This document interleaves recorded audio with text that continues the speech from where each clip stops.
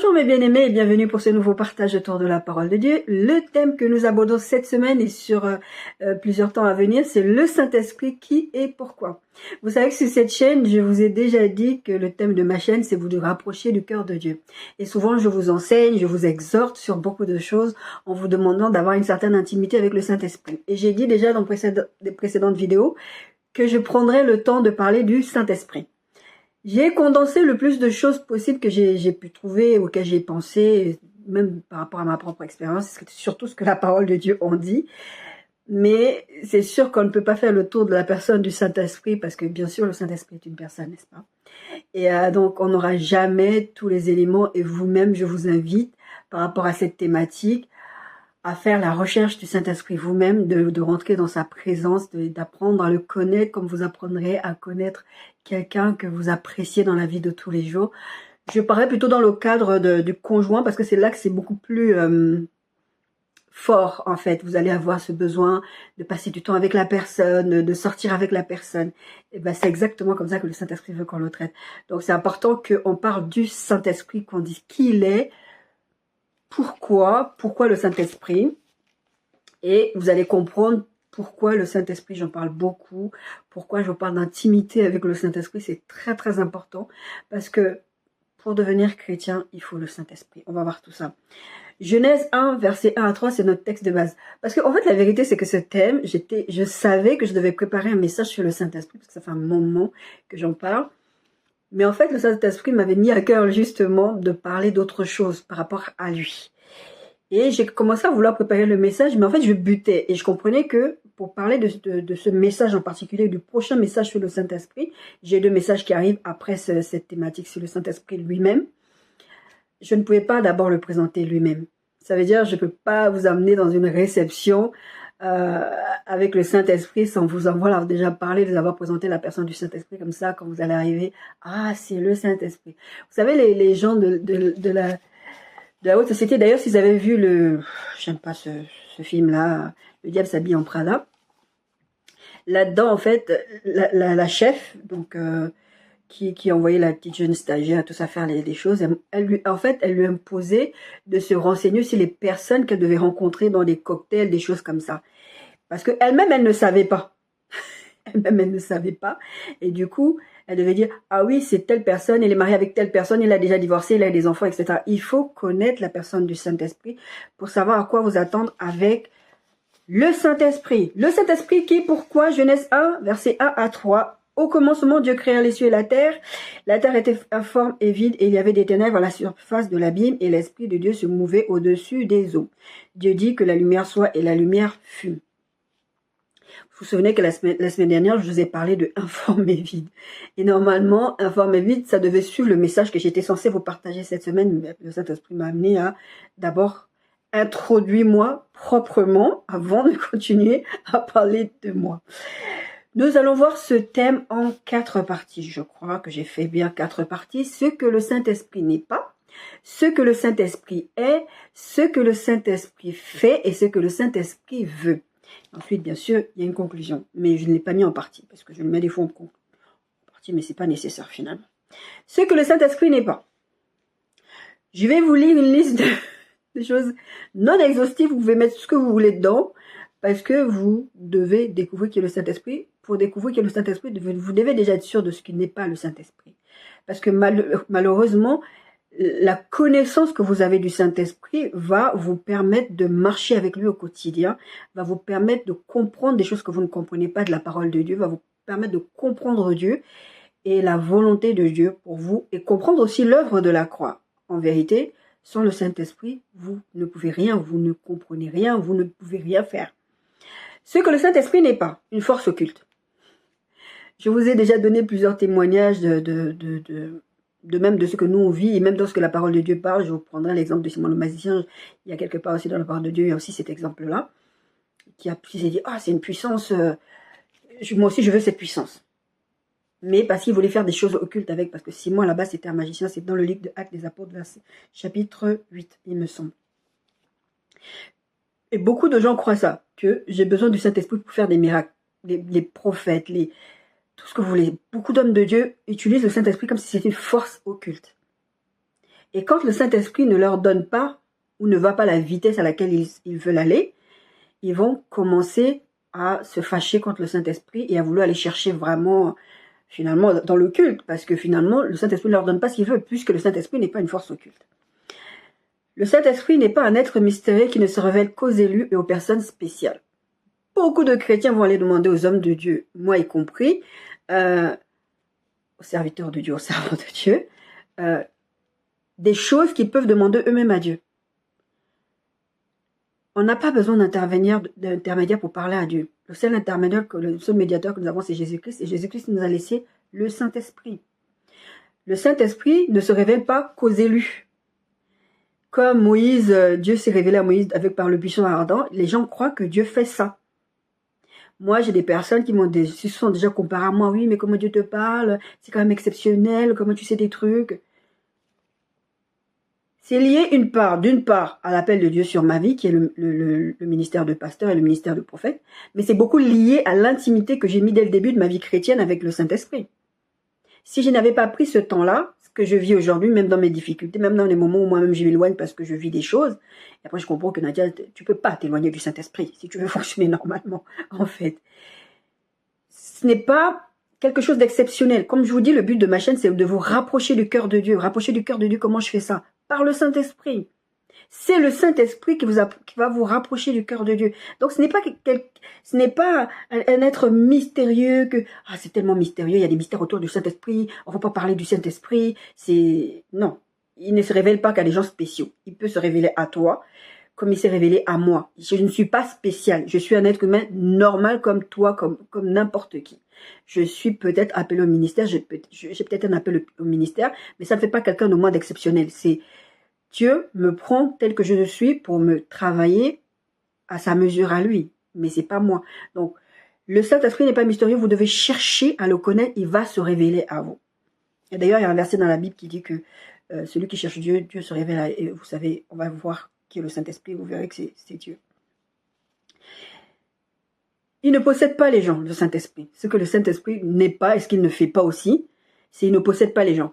Parce qu'en fait, la vérité, c'est que beaucoup de chrétiens pensent que en fait, ils n'ont pas quelque part de volonté propre à partir du moment où le Saint-Esprit habite en eux. C'est-à-dire que le Saint-Esprit habite en eux, et maintenant, en fait, ils sont comme des puppets, comme des marionnettes. Maintenant, ils peuvent plus faire ce qu'ils veulent, ils ne peuvent plus aller... En fait, c'est comme tu veux aller dans cette direction, le Saint-Esprit, en fait, il dirige ton corps. Ça, ce sont les démons qui font ça. Les démons veulent prendre le contrôle de vos corps, de vos pensées, de tout. Ça, c'est le travail de démons.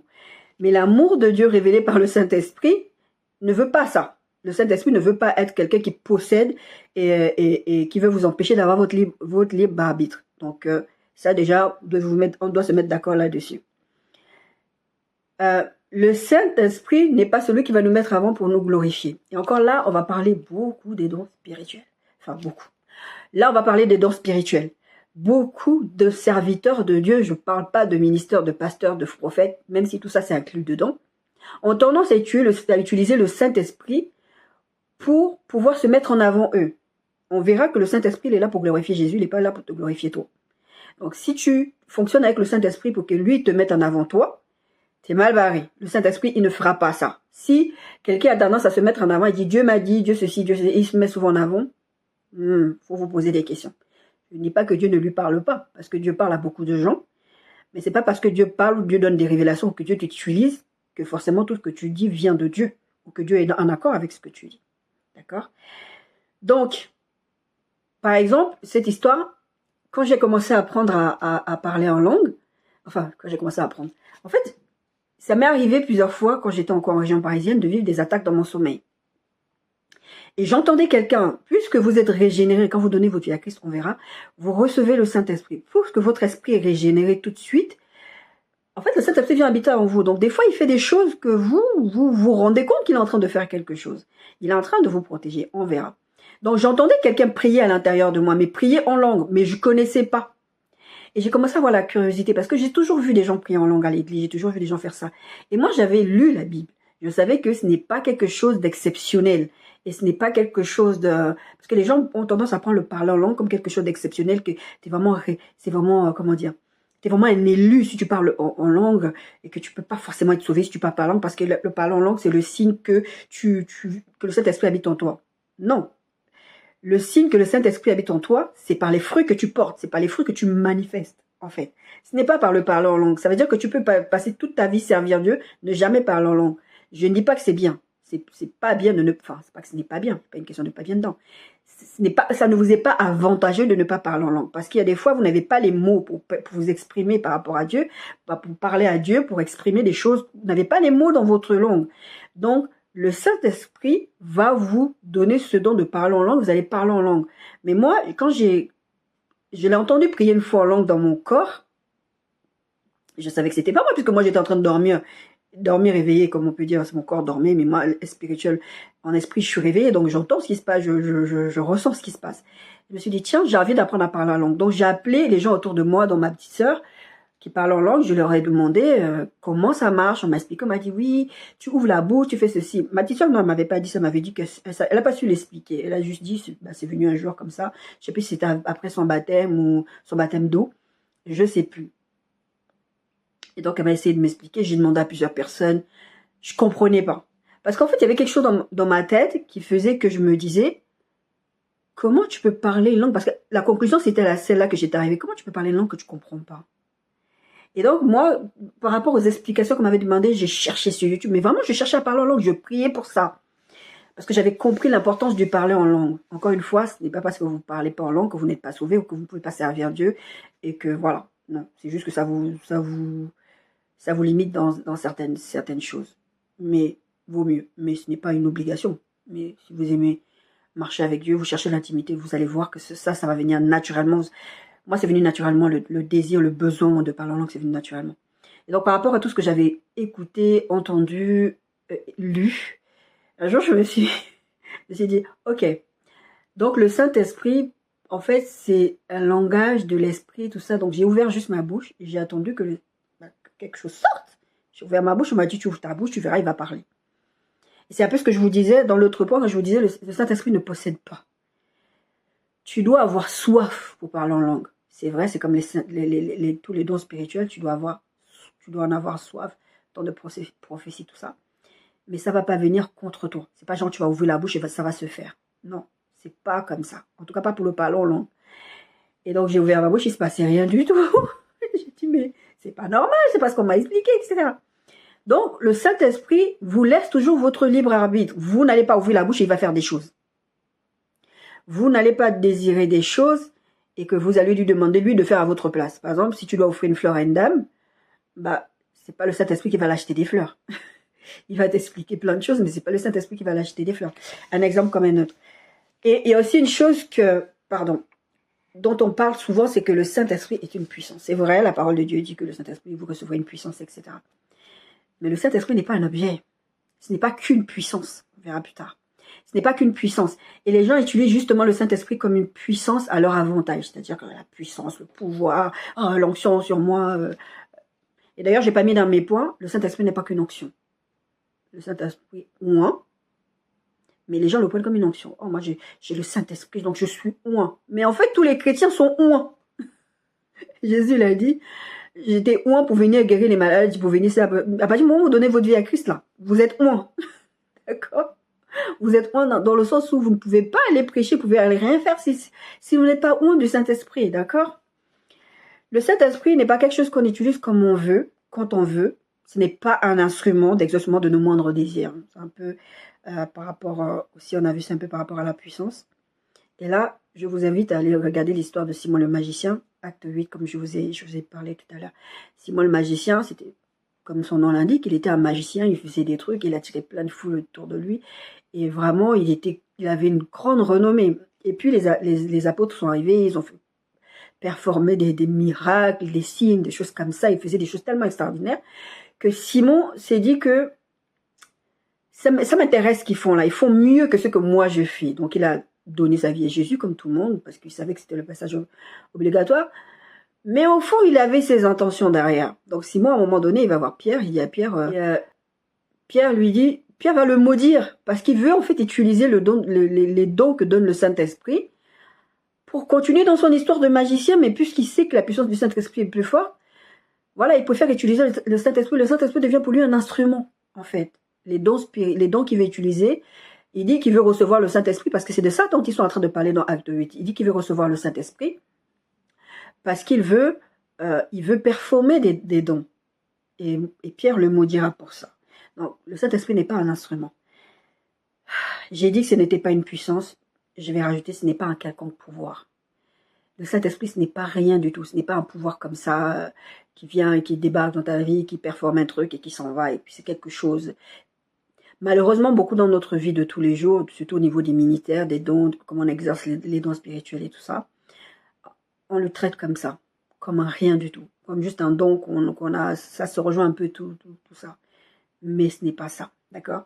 Maintenant qu'on a vu ce que n'est pas le Saint-Esprit, nous allons voir qui est le Saint-Esprit. Je vous informe que le titre, je vous informe ou je vous rappelle plutôt que le titre de notre message, c'est le Saint-Esprit. Qui, pourquoi? D'accord? Donc maintenant, on va parler de qui est le Saint-Esprit. Vous allez comprendre plusieurs choses par rapport à qui est le Saint-Esprit.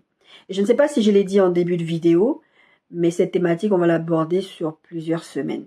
Je ne sais pas, peut-être 2-3 semaines, parce qu'il y a beaucoup de choses à dire sur le Saint-Esprit. Et je sais que je ne vais pas tout couvrir, comme je l'ai dit tout à l'heure, mais je vais donner un maximum de choses pour vous aider à marcher avec lui. Donc, ne vous étonnez pas, vous allez avoir beaucoup de versets, d'accord? Parce qu'on veut être scripturaire, on ne veut pas juste dire des choses pour dire des choses, parce que ça nous plaît de les dire. On veut être basé sur la parole de Dieu, d'accord? Ce qu'est le Saint-Esprit grand 2. Il est Dieu. La première chose, c'est il est Dieu avec tous les attributs de la divinité. Omniscience, omnipotence, omniprésence. Je vais vous prendre quelques versets et quelques textes pour vous parler de tout ça. Psaume 139, versets 7 à 13. Le psalmiste dira, où irai-je loin de ton esprit, où fuirai-je loin de ta face? Ça, c'est pour parler de l'omniprésence de Dieu. Ça veut dire que le texte, il est plus long. Hein. J'ai bien mis 7 à 13. Il est plus long, mais je ne vais pas tout lire. Vous avez compris le principe, c'est que il est partout à la fois. Il peut pas fuir. Jonas, c'est ce qu'il faisait. Je ne l'ai pas mis dans mes textes, mais Jonas, c'est ce qu'il faisait. Il dit, je fuis loin de la face de Dieu. Après, il disait, mais en fait, on peut même pas fuir. Donc vous, là, vous êtes là, Dieu vous dit de faire quelque chose, et le Saint-Esprit vous dit, fais ci, va dans telle direction, fais ça, et toi, tu dis, non, tu décides de fuir d'aller ailleurs, mais tu fuis où? Il est là, il est omniprésent, d'accord?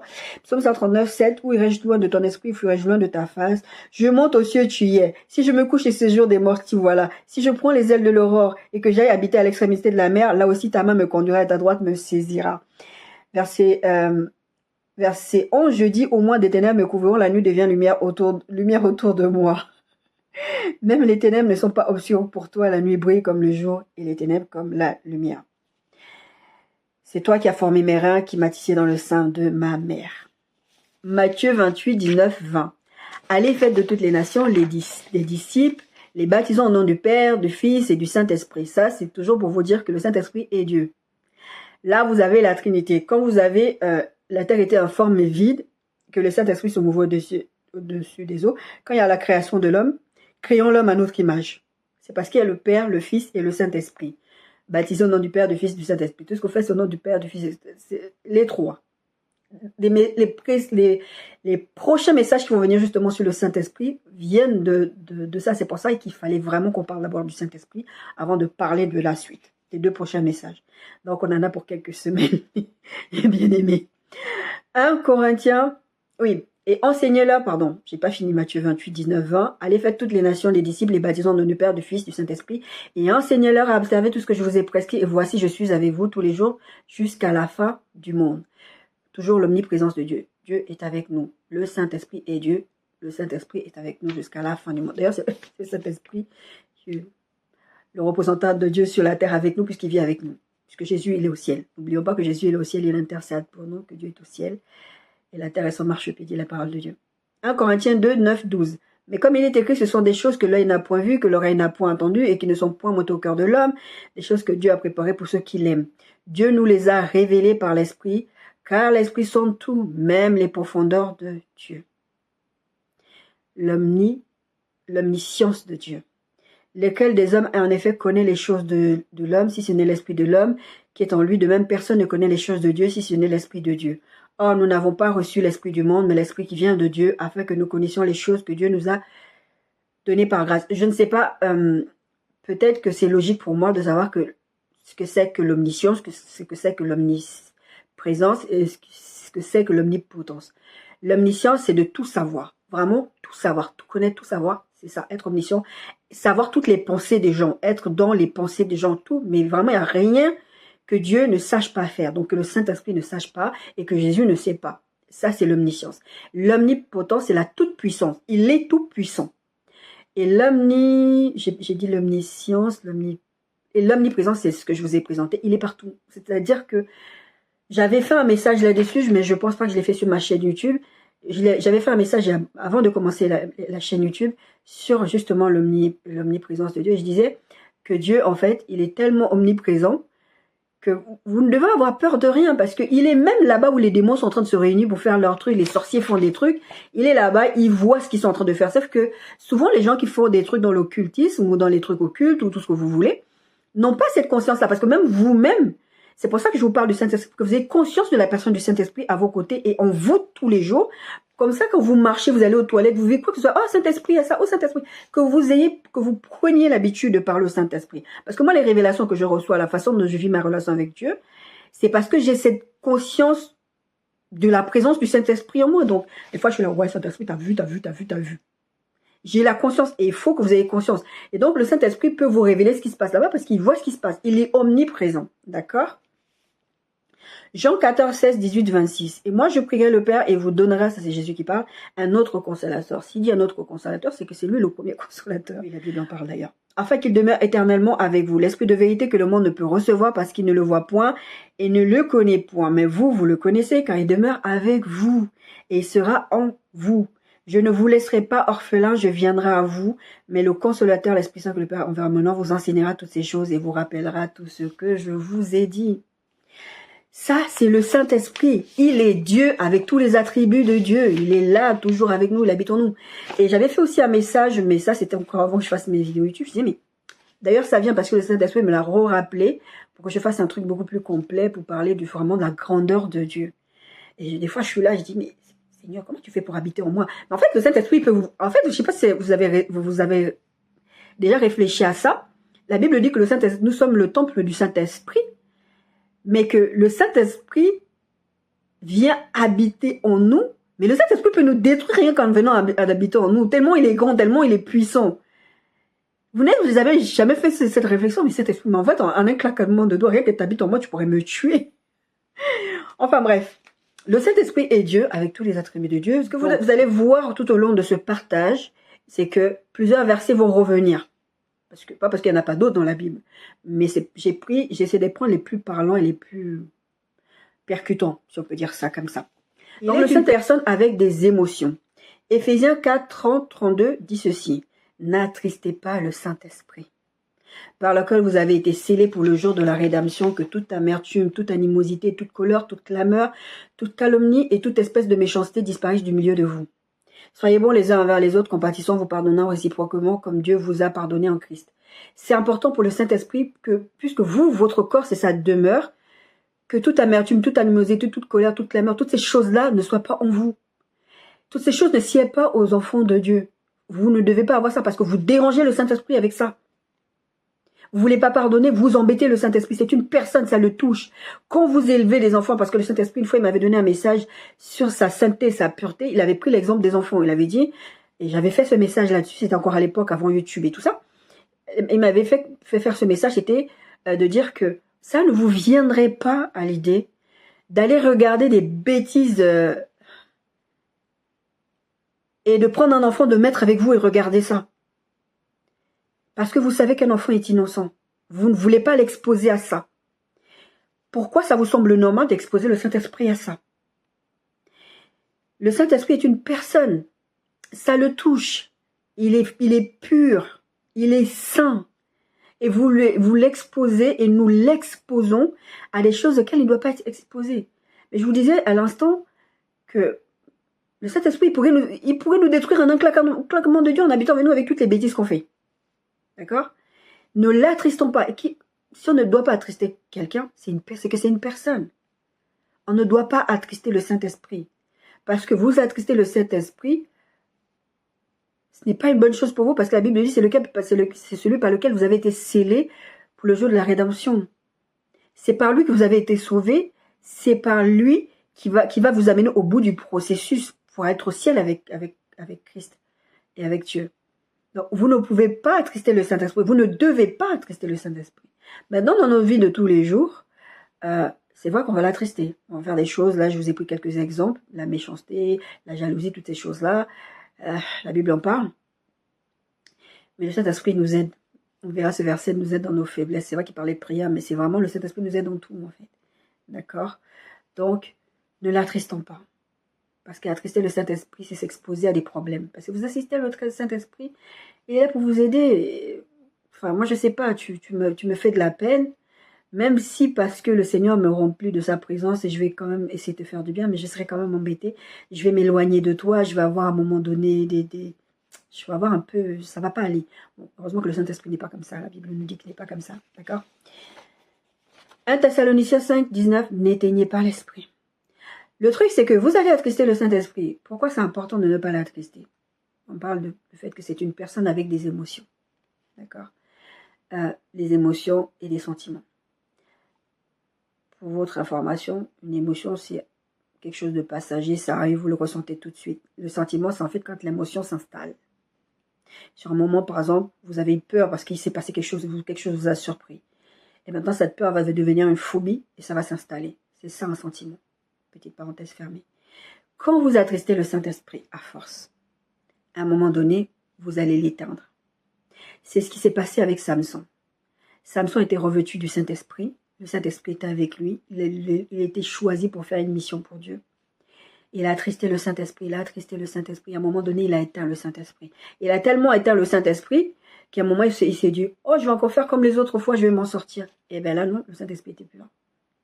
C'était représenté par ses cheveux, mais il avait éteint le Saint-Esprit. La Bible dit que Dieu ne nous abandonnera pas et ne nous délaissera pas. C'est pas le Saint-Esprit qui décide de s'en aller parce que vous avez commis un péché que vous considérez comme grave. Vous avez commis l'impudicité, l'homosexualité qui fait partie aussi de l'impudicité. Je vous signale que l'homosexualité fait partie de l'impudicité, de l'immoralité sexuelle. Ce n'est pas un péché à part que Dieu regarde comme à part.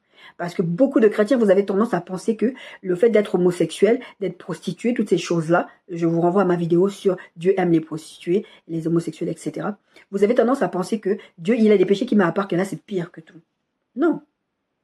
Vous allez tromper, vous allez mentir, vous allez tromper votre conjoint, votre conjointe.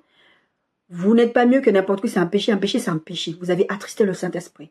Si ça devient votre style de vie, vous allez l'attrister. Et à un moment donné, si vous ne vous repentez pas, et la clé, c'est la repentance, si vous ne vous repentez pas, ça devient votre style de vie. C'est pas Dieu qui vous abandonne, c'est vous qui décidez que vous ne voulez pas écouter Dieu. Et je vous prêche depuis un moment déjà sur le fait que Dieu n'aime pas qu'on l'écoute pas, il n'aime pas la rébellion, il n'aime pas ceci. À un moment donné, ça va le saouler, il va vous laisser aller. Vas-y, continue de faire ce que tu es en train de faire. À un moment donné, si vous ne voulez pas de la présence de Dieu, donc par le Saint-Esprit dans votre vie, vous allez l'éteindre. Il ne va plus agir. Vous voulez qu'il fasse quoi? Vous avez lié ses mains. Le Saint-Esprit m'avait dit ceci. Quand il m'avait parler de je vais me marier en 2019. Oh non, en 2023, mes bien-aimés, je suis toujours pas mariée. En 2019, j'étais censée me marier. Et le jour, il m'avait donné la date. Il m'avait dit, quand 6 mois, on est au mois de janvier. Quand 6 mois à partir de là, pour que le mariage vienne. Et il avait déjà commencé à me parler de mariage depuis 2016. Il m'a dit comment ça allait se passer, etc. C'est après, il m'avait déjà donné des indices, c'est après qu'il m'a révélé qui était mon futur époux. Et bon, plein de choses se sont passées, on en reparlera une autre fois, c'est pas ça le plus important. Mais à un moment donné, quand je me suis mis en couple avec la personne donc, qui est le père de ma fille, c'était bagarre sur bagarre, mais en même temps, on avait les rapports. Et le Saint-Esprit, avant même que je n'entre dans cette débauche-là, le Saint-Esprit me disait d'arrêter de faire ça. Et en fait, une fois que j'avais mis le nez dedans, j'étais incapable. Mais comme une fois le Seigneur est venu me parler en rêve, tout ça, me dire, ferme les portes, fais ceci, me donner des instructions. Je n'arrivais plus parce que j'avais mis le nez dedans.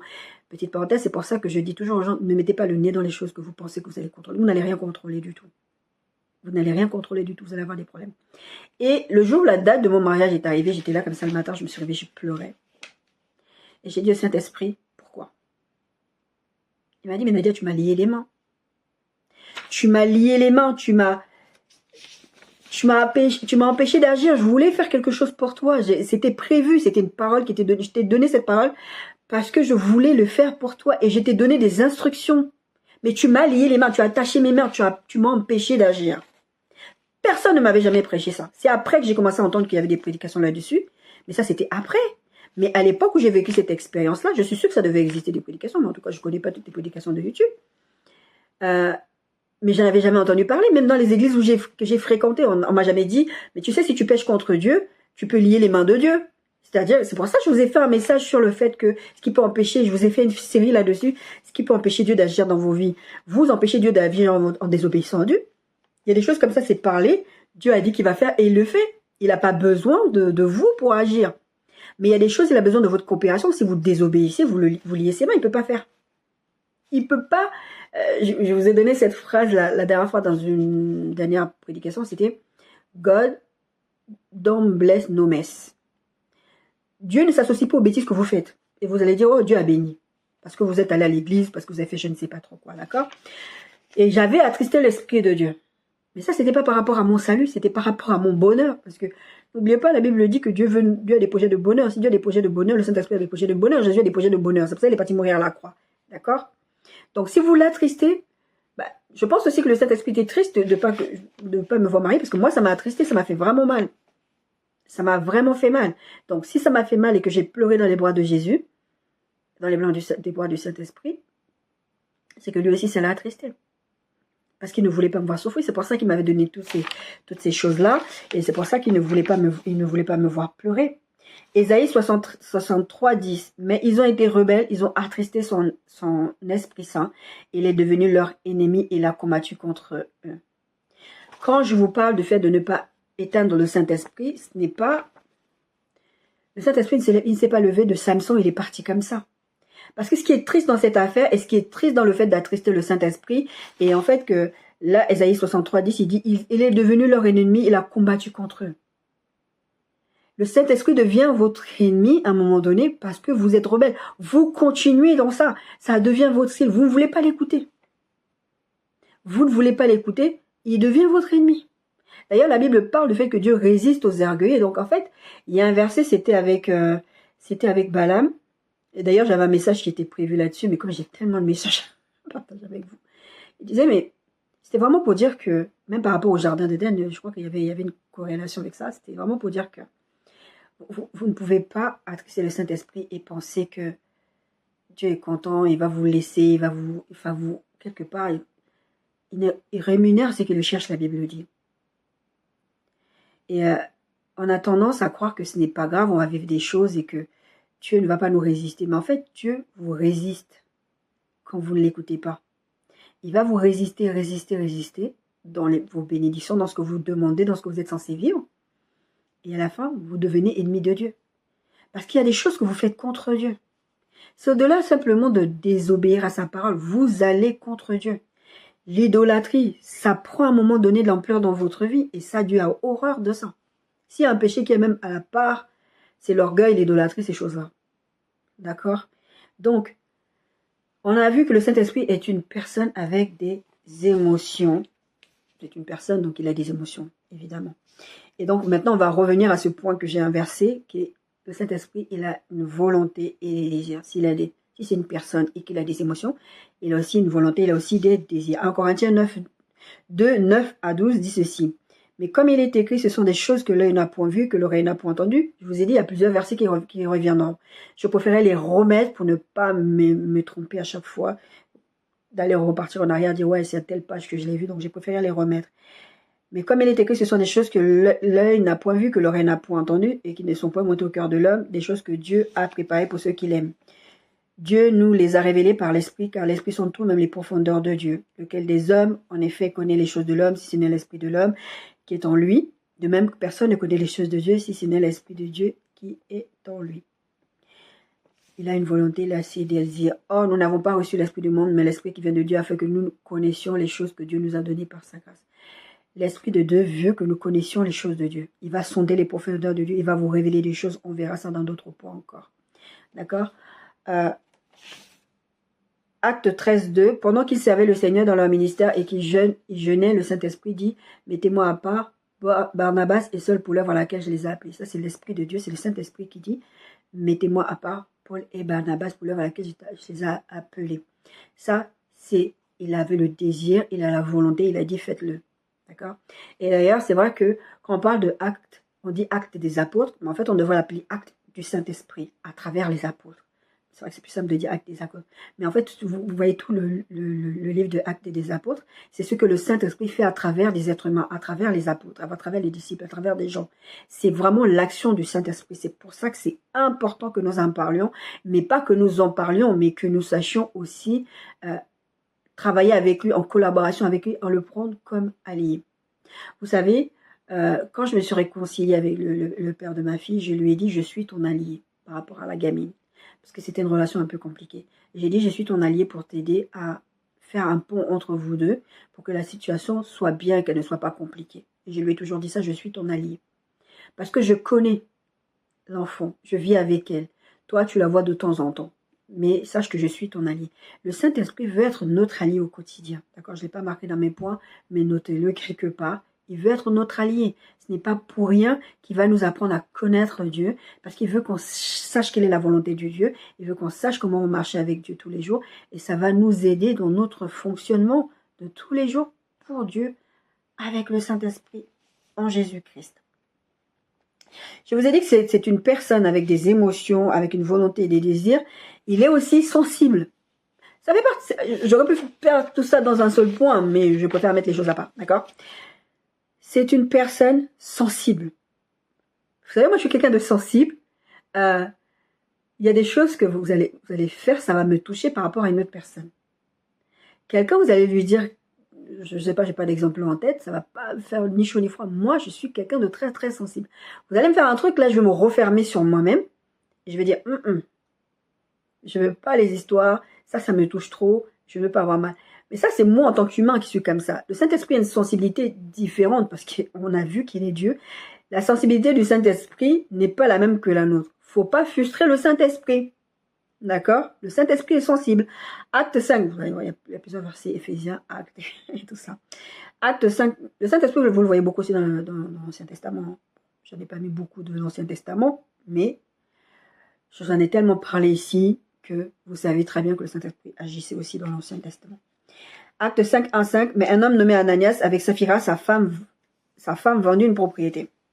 Et retint une partie du prix, sa femme le sachant, puis il apporta le reste et le déposa au pied des apôtres. C'était une époque, je vous en ai déjà parlé dans une prédication. Jésus est monté, ils ont reçu le Saint-Esprit, etc. Je crois que c'était... Oui, c'est ça. Et en fait, ils avaient dit, non, il ne faut pas qu'il y ait des pauvres parmi nous. Qu'est-ce qu'ils ont fait? Tous ceux qui avaient des biens, tout ce qu'il y avait, ils ont tout vendu et ils ont tout ramené les biens. Oui, je vous en avais parlé quand je vous ai parlé de récompense ou récompense, je crois. Quand je vous disais qu'il y a des gens, en fait, ils veulent juste se faire bien voir. Je crois que c'était dans récompense ou récompense, ce message-là. Et ils ont vendu et ramené tous les biens aux apôtres. Et Ananias et Saphira, c'était un couple qui était aussi parmi eux. Qu'est-ce qu'ils ont fait? Ils ont vendu leurs biens et ils ont ramené l'argent. Ils ont vendu leur maison, tout ça, tout ça. Ils ont ramené l'argent. Sauf que eux, ce qu'ils n'ont pas dit aux apôtres, c'est qu'on a vendu et on a gardé une partie de l'argent pour nous. Ce qu'ils avaient le droit de faire, le Saint-Esprit, on verra que le Saint-Esprit est un gentleman. Il n'allait pas les forcer, il n'allait rien dire. C'est votre choix, en fait. Mais qu'est-ce qu'ils ont fait? Ils ont menti. Ils ont dit, oui, on a vendu, tout ce qu'on a vendu, voilà, c'est tout l'argent. Et Pierre lui dit, Ananias, pourquoi Satan a-t-il rempli ton cœur au point que tu montes au Saint-Esprit et que tu aies retenu une partie du prix du champ? S'il n'a pas été vendu, ne te reste-t-il pas? Et après qu'il a été vendu, le prix n'était-il pas à ta disposition? Comment tu peux mettre à ton cœur un pareil dessein? Ce n'est pas des hommes que c'est pas à des hommes que tu as menti, mais à Dieu. Je vous ai dit tout à l'heure, le Saint-Esprit est Dieu. D'accord? Ananias entendit ces paroles, tomba et expira, une grande crainte saisit tous les auditeurs. Et après, Saphira va venir, bon, j'ai pas mis, mais Saphira va venir, sa femme va venir, elle s'appelle Saphira. Elle va venir, on va lui poser la question. Alors, c'est comment l'affaire de vente? C'est vraiment ça, vous avez vendu? Oui, oui, oui. Et ils étaient mis d'accord avec son mari pour mentir. Tu vois, les jeunes là-bas, ils sont en train d'enterrer ton mari, toi aussi tu vas partir. Parce qu'ils ont menti au Saint-Esprit. Le Saint-Esprit est sensible. Vous croyez que le Saint-Esprit est virtuel, il est dans le ciel. Je sais pas, vous pensez qu'il est où le Saint-Esprit? Il est en vous. Quand vous allez faire des trucs au noir, quand vous allez tricher, quand vous allez mentir dans les impôts, le Saint-Esprit est là, il regarde avec vous. Je disais ceci à mon conjoint. Ah, c'est bizarre, c'est la première fois que je l'appelle mon conjoint, je crois. Je lui disais ceci, je lui disais, quand je fais des bêtises avec toi, je n'ai pas un manteau qui s'appelle Saint-Esprit, que j'enlève je pose le manteau là-bas, je ferme la porte, je fais mes bails avec toi, et après le Saint-Esprit, je le reprends, je le remets. Quand je suis avec toi, c'est exactement ce que je vous prenais comme exemple quand je vous disais, vous n'allez pas exposer un enfant à des choses.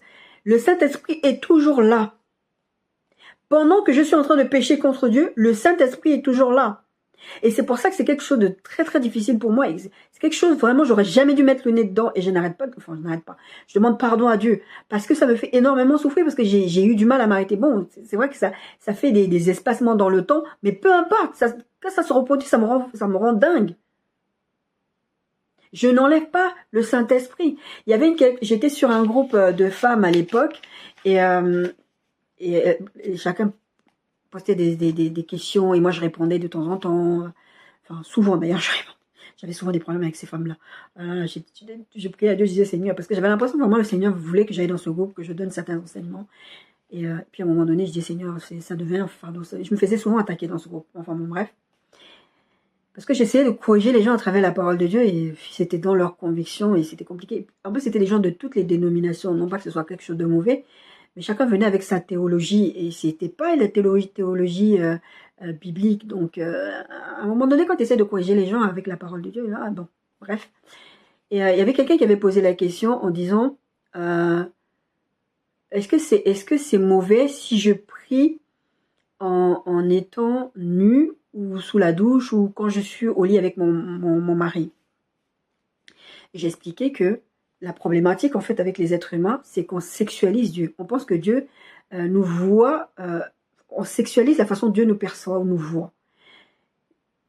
Dieu a créé le sexe, d'accord? Le sexe, c'est pas sale à la base. Le sexe, ce qui devient sale, c'est quand on le pratique en dehors des conventions de Dieu, d'accord? En dehors de l'alliance du mariage. C'est très très clair, c'est là que ça devient sale. Mais le sexe, si c'est fait dans le cadre du mariage, c'est quelque chose de beau. Lisez la première fois que le père de ma fille m'a posé la question par rapport à toutes les choses de la vie de Dieu, de la vie chrétienne et tout ça. Il m'a dit oui, parce que moi je trouve que même les chrétiens, enfin vous les protestants, vous avez trop ce truc, vous avez trop de règles, vous avez trop de... Même au niveau de la sexualité. Je lui ai dit, tu as déjà lu le livre de Cantique des Cantiques?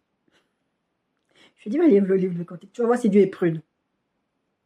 Si c'est dans la Bible, là, oui, c'est vrai, on dit oui, c'est aussi la représentation. Mais lisez le livre des Cantiques. Vous n'allez pas tous les chapitres que vous allez lire dedans. C'est pas Jésus et l'Église. Hein. C'est vraiment un couple, un homme, une femme. Vraiment, on vous explique de façon poétique, parce qu'il faut pas être vulgaire, parce que Dieu n'est pas vulgaire, n'est-ce pas? Comment donner du plaisir à son conjoint, à sa conjointe.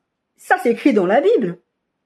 Dieu n'est pas prude. Et donc, j'expliquais ça à cette personne que c'est nous qui avons une image du sexe qui est salie parce que Satan a sali ce que Dieu fait. D'accord?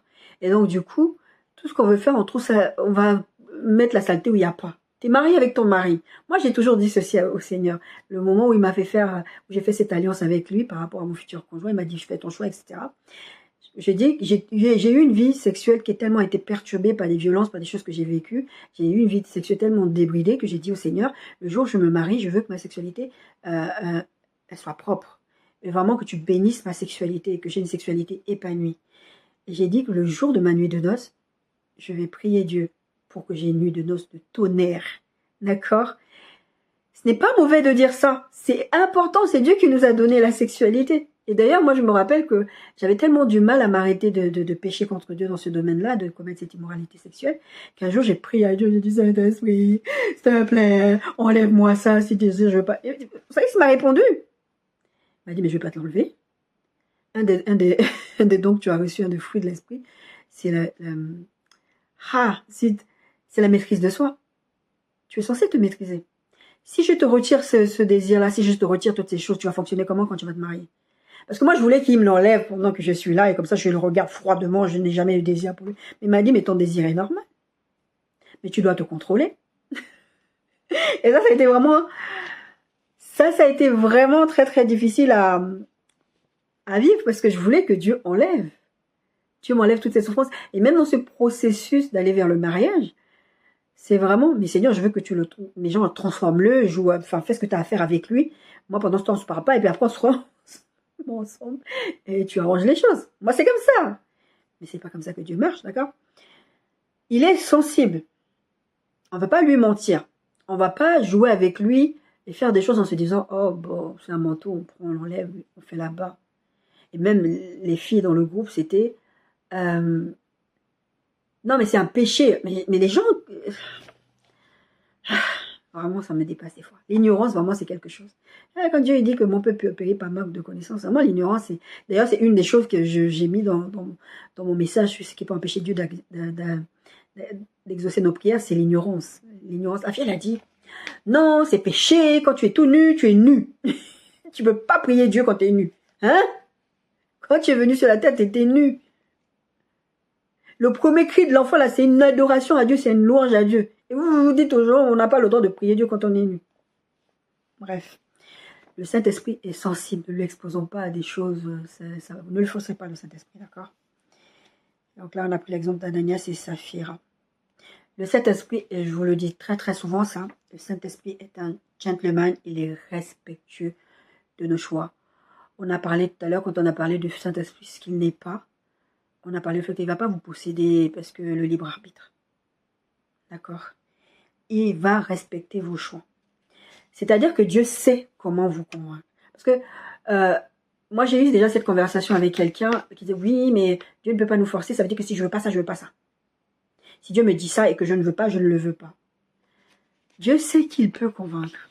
Pas qu'il peut, mais qu'il va convaincre. Dieu sait que mon enfant Jonas, je vais lui mettre un coup de pression, il va faire ce que je vais lui dire. Dieu sait que Pharaon est tellement endurci qu'il ne va pas revenir. Donc il va le laisser. Bon, Pharaon, c'est pas son enfant. Mais c'est un exemple pour vous dire que Dieu, ici, il est un gentleman. Le Saint-Esprit sait qu'il ne va pas... Parce que la Bible dit que c'est le Saint-Esprit qui convainc, d'accord? Le Saint-Esprit sait qu'il ne va pas te convaincre toi. Moi, je dis souvent ceci, puisque je suis l'habitation du Saint-Esprit, que je suis l'enfant de Dieu. Je dis souvent aux gens, moi, je leur dis ce qu'il faut leur dire. Je dis aux personnes qui sont en train de vivre des choses et puis disent Dieu, Dieu, gna, gna, gna, gna, gna. Je dis, moi, je vais te dire, mais je ne vais pas te convaincre. C'est pas moi qui va t'apporter la conviction. Le Saint-Esprit sait qu'est-ce qui peut te toucher. Le Saint-Esprit sait qui peut t'amener à changer. Et d'ailleurs, c'est pour ça que ces derniers jours, le Saint-Esprit est en train de travailler là-dessus avec moi. D'accord? Pour que je ne vais pas rentrer dans les détails. Je donnerai le témoignage à un de ces quatre. Le Saint-Esprit sait comment convaincre quelqu'un. Il sait ce qui te touche, toi. Il sait quand est-ce qu'il peut venir mettre le doigt. Il y a des gens, par exemple, moi, c'est ce que j'ai vécu. Il y a des gens, par exemple, il faut qu'ils soient dans le trou, le fond du trou, pour crier à l'aide à Dieu. Et Dieu sait que là, il a eu... Et encore, ça dépend. Parce que des fois, vous êtes dans le trou, et vous dites comme moi, « Oh, Seigneur, si jamais tu me donnes le bac et tout, je vais revenir à l'église. J'ai eu mon bac et tout. Bon. Dieu m'a aidé. C'est vrai que moi-même, l'intelligence était aussi là que Dieu m'a donné aussi. Mais, en tout cas, j'ai eu mon bac, je ne suis pas partie à l'église. Je continue à faire ma vie des rébellions. Je dis, Dieu, je n'ai pas besoin de toi. Toi, tu fais que du mal. C'est comme ça que je raisonnais. D'accord? Donc, le Saint-Esprit est un gentleman. Il ne va pas vous forcer. D'accord? Il peut vous mettre sous pression comme avec Jonas pour vous faire faire ce que vous devez faire. Il peut trouver le moyen de vous faire vous repentir, comme avec David. Quand David a pris la femme d'autrui et parti faire tuer Uri, parce qu'il voulait couvrir son péché. Quand le prophète Nathan est venu lui parler, le fils de Saül, il a dit, mais David, ce que tu as fait... Non, il lui a pas dit, David, ce que tu as fait, c'est pas bien. Parce que s'il était venu lui dire, David, ce que tu as fait, c'est pas bien, est-ce que David aurait été en même de l'écouter? Le Saint-Esprit a donné la sagesse à Nathan d'utiliser une histoire. Il y avait un monsieur qui était pauvre, il avait qu'une seule bête, il avait une seule chèvre ou un bœuf ou je ne sais plus trop quoi. Et ce monsieur, il y avait un roi qui avait des femmes, qui avait pas des femmes, qui avait un cheptel et tout ça, il avait des bestioles. Et puis il a décidé de faire une fête pour ces gens.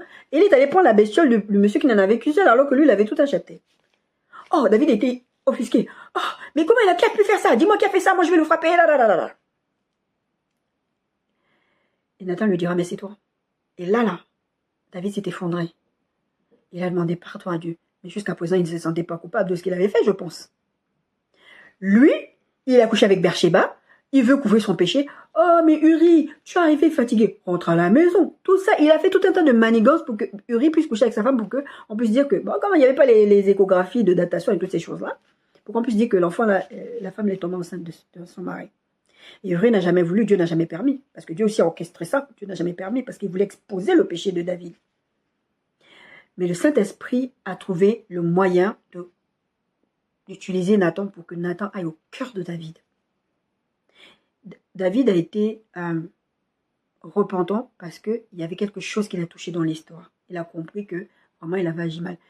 Mais sur le moment où il faisait ses bails, David n'avait pas l'impression de mal agir. D'accord? 1 Corinthiens 14, 32, 33. Les esprits des prophètes sont soumis aux prophètes, car Dieu n'est pas un Dieu de désordre, mais de paix, comme dans toutes les églises des saints.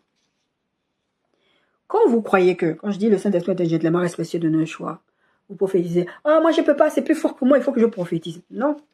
C'est vrai qu'il y a une espèce de... Je ne sais pas comment l'expliquer. Il y a une espèce d'urgence, il y a une espèce de truc. Moi, je sais que quand je suis saisie comme ça ne veut pas dire que le Saint-Esprit n'habite pas en moi ou quoi. Mais il y a des moments quand je suis saisie par le Saint-Esprit, donc quand je prie, je tremble. Je tremble, c'est un des signes, je vais trembler. D'accord? Et je sais. Mais je ne suis pas... Enfin, comment dire?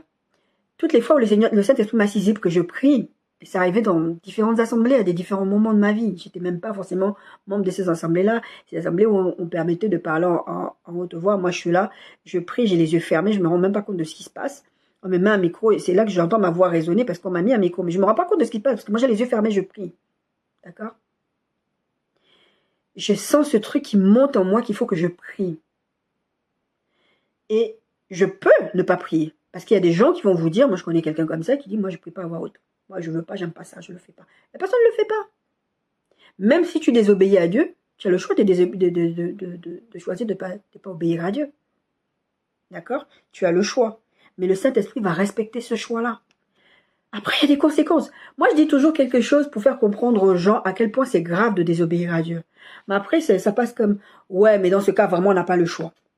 Mon prof de philo, quand j'étais en terminale, je crois que c'était en terminale à l'époque, ouais, je sais plus. Bref, quand j'étais en terminale, mon prof de philo, il m'avait expliqué, il parlait des choix.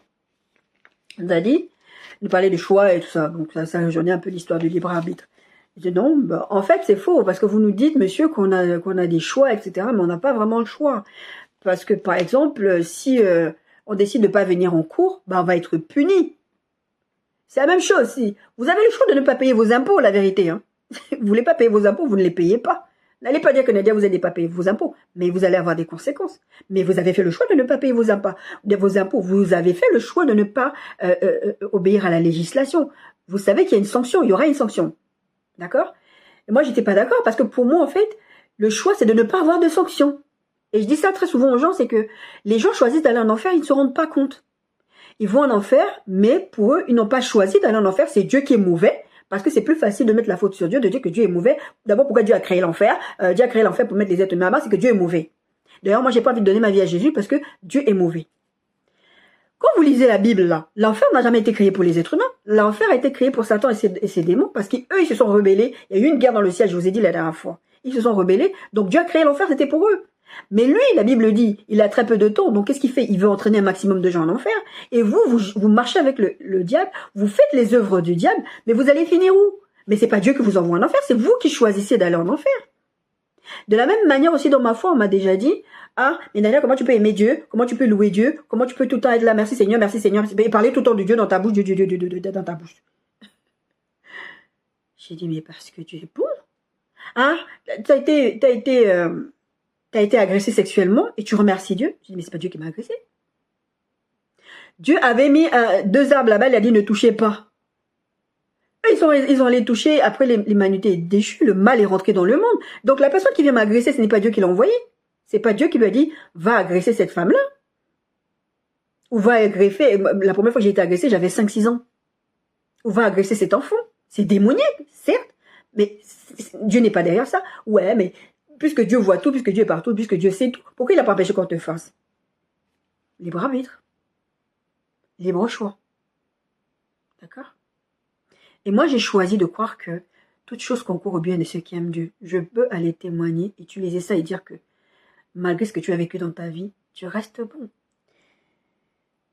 Le Saint-Esprit est respectueux de nos choix. J'étais en train de vous dire, vous avez votre libre arbitre.